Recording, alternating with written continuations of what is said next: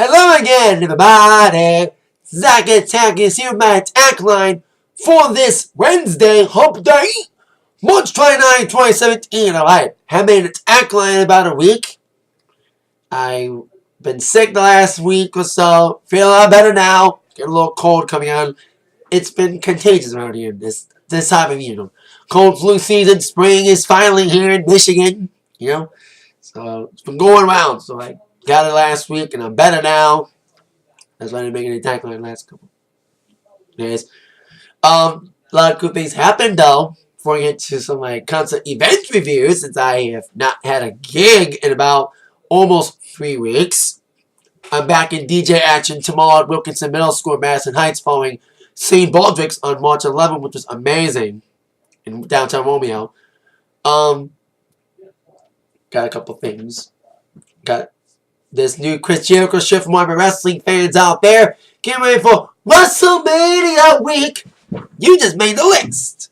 Where's the Jericho shit, man? The blue one's cool, but this one was cooler. It was a $17 t-shirt sale for St. Patty's Day. It was a great way to get this shit before Mania. And today's the 30th anniversary of WrestleMania 3, which my mom and dad were at the Pontiac Silverdome, which they're tearing down. Finally, sad to see it go, but it's been an eyesore. So they're finally going to tear that Silverdome down.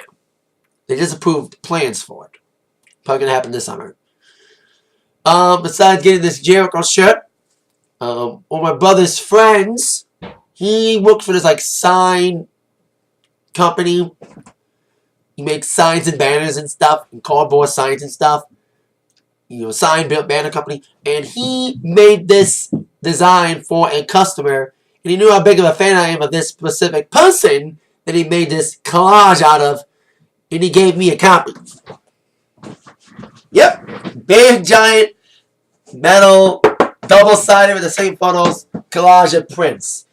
It looks incredible. I've been wanting to hang some of Prince on my wall because I got poster of Madonna, poster of Michael, but nothing of Prince on my wall since I had an ad for his music cards tour back in 04, but that faded away. So, which is the tour I saw him. So I got this from my brother's friend today. My brother kept telling me yesterday, hey, Zach, I got something cool for you, man. And this is what he was referring to, this big Prince thing. It's awesome. So thank you, Alex, my brother's friend who made this. So thank you, Alex, for thinking of me. We're making this for your customer and giving it to me, a copy. So thank you so much. So now, like I said, I've not been DJing for a little bit. I went to a couple events. On March 18th, went to see a comedian. Iliza Schlesinger was her name. She's the host of a show called Separation Anxiety on TBS, and seen her Netflix specials leading up to seeing her at the Royal Oak Music Theater. And she was great. Opening act was pretty cool. Chris, I forgot his Newberg. He's from Detroit, so it's kind of cool. And I got second row for that. It was a great, funny show, and no Trump stuff. Yay! Not a lot of it, And she did a lot of material from the Confirmed Kill special, which is cool. Especially the stuff because I didn't really finish the whole entire Netflix special of that. I did see her first special, Warpaint, and about 30 minutes into Confirmed Kills. I even talked to somebody next to me who was at the taping of Confirmed Kills. So that was cool.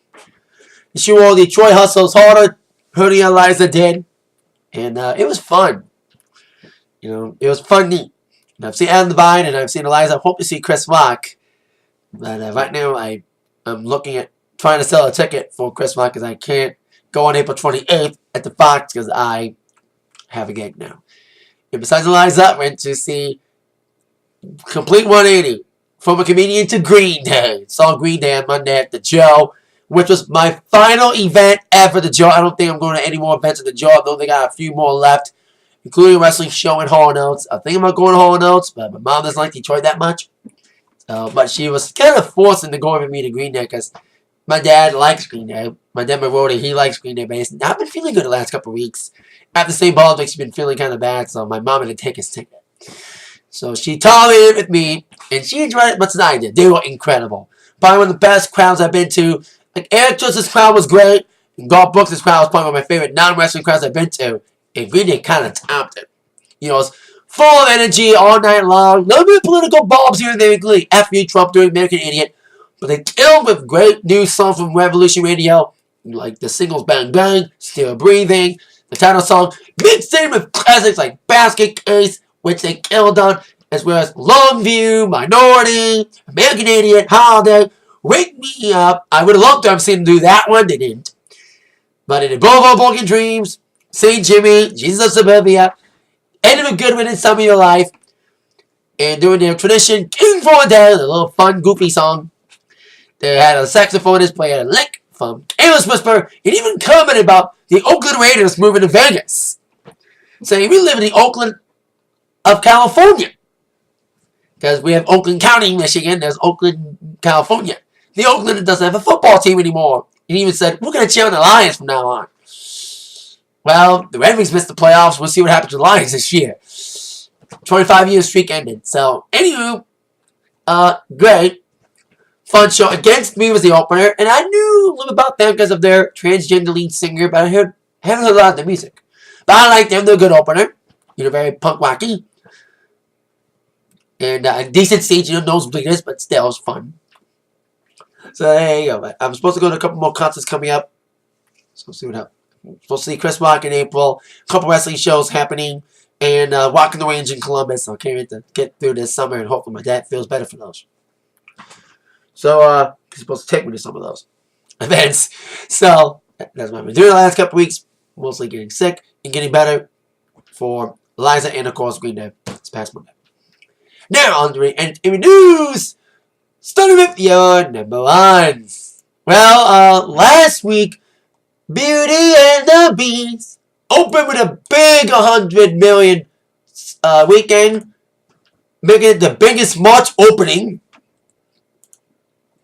with 174 million. But there was going to be a drop off. But it reigned supreme for the second weekend in a row with a not too shabby 90 million second week. Destroying the competition, including the much ballyhooed Power Rangers movie. Despite getting a sequel, the opening weekend didn't show promise as it only made 40 million the first week. 90s nostalgia's in, 70s nostalgia's out, as Chips bombed in the theaters. Don't Warner Brothers learn that old shows don't go well? Did it Dark Shadows? That bombed. Did it did along? No, that was Disney. Disney did a long range. But Warner did Starsky and Hutch. That kind of bombed. Dukes and Hazzard worked, but Chips bombed. Especially going against the Power Rangers movie and the Beauty and the Beast movie. So, we see how Beauty and the Beast does with competition this week, including a very highly touted Ghost in the Shell. Big favorite to top off Beauty and the Beast this weekend.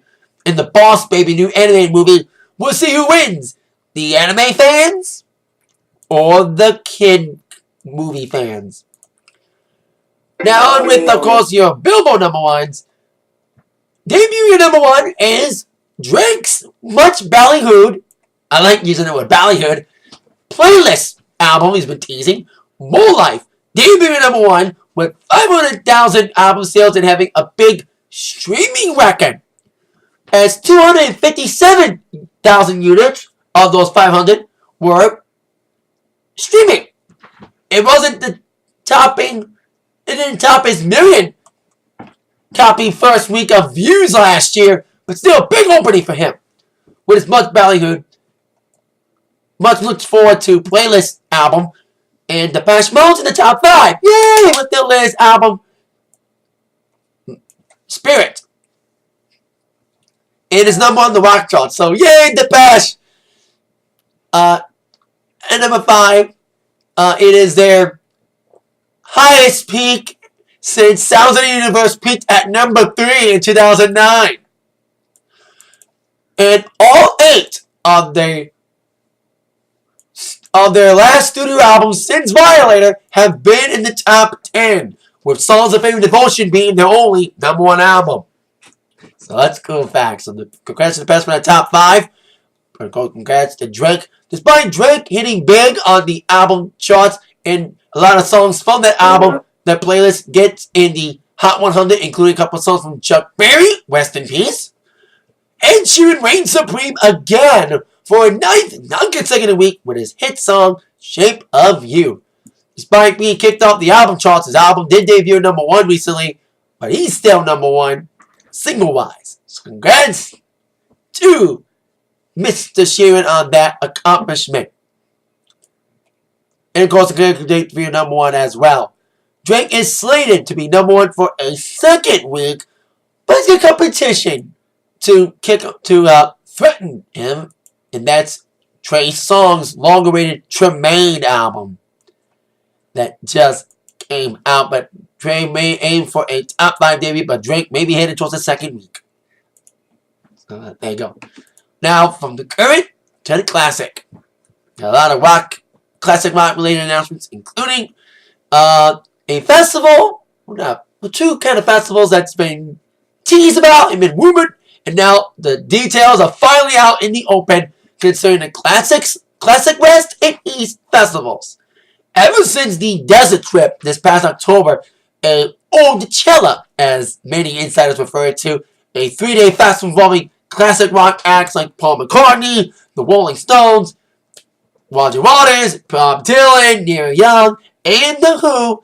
Promoters know that a lot of people would pay for a multi-day festival involving classic rock acts. Well, AEG Live caught on that and got the Classic West and East events happening in July. And it's been rumored for a while to be headlined by Fleetwood Mac and the Eagles. And now, after a lot of weeks of rumors and speculation, they're finally out in the open. Classic West will be first at Dodger Stadium in Los Angeles on July 15th and 16th, while Citi Field in New York will be hosting Classics East on July 29th and 30th. Both days will be the same in both. For an opening day, July 29th and July 15th will be headlined by the Eagles. The Eagles.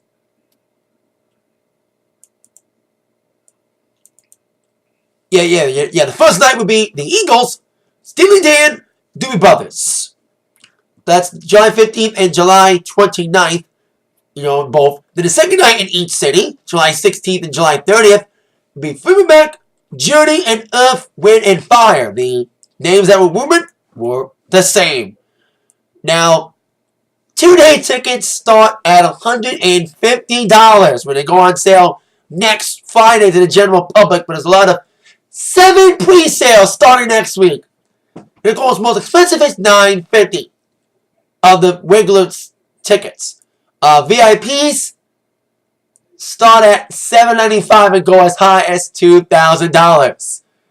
Of course, a lot of the lineups have changed from some of the bands. Police Fleetwood Mac is back to the original 5 with Christine recently returning in 2014.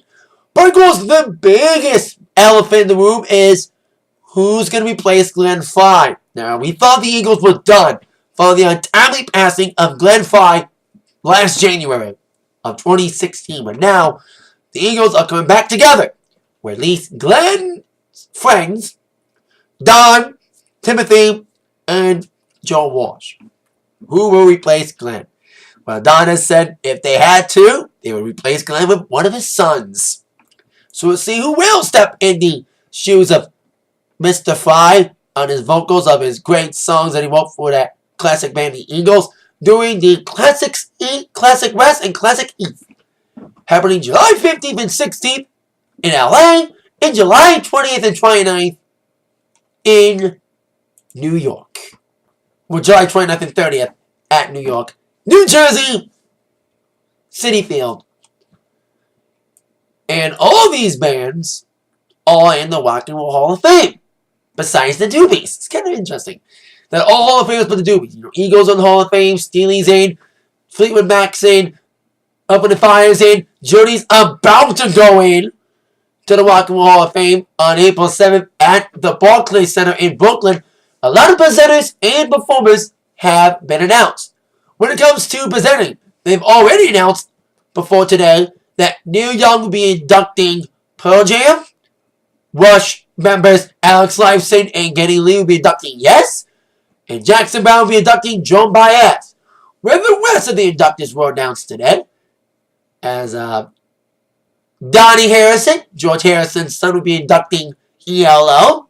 Makes sense because of George Harrison's relationship with Jeff Lynne, lead singer of ELO, who produced some of his work. And of course, A Traveling Wilbury. So that's kind of cool that George's son's inducting ELO. Pat Monahan from Train will be inducting Journey. Interesting pick. Pharrell will be inducting Nile Rodgers, who's receiving an award for musical excellence. And Snoop Dogg will be inducting Tupac. Makes sense because they're on death row. When it comes to the performers, besides obviously inductees performing, no word on whether or not Steve Perry will be performing with Journey. That's been long speculated. Not much news on that yet.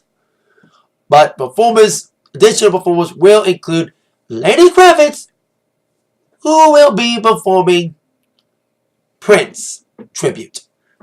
Lenny collaborated with Prince, performed with Prince, and was a friend. So it makes sense that Lenny will be honoring Prince in this way. Other performers announced will include Alicia Keys. Now, Alicia Keys did something for Prince because she inducted Prince into the Rock and Roll Hall of Fame in 2004 with Outkast.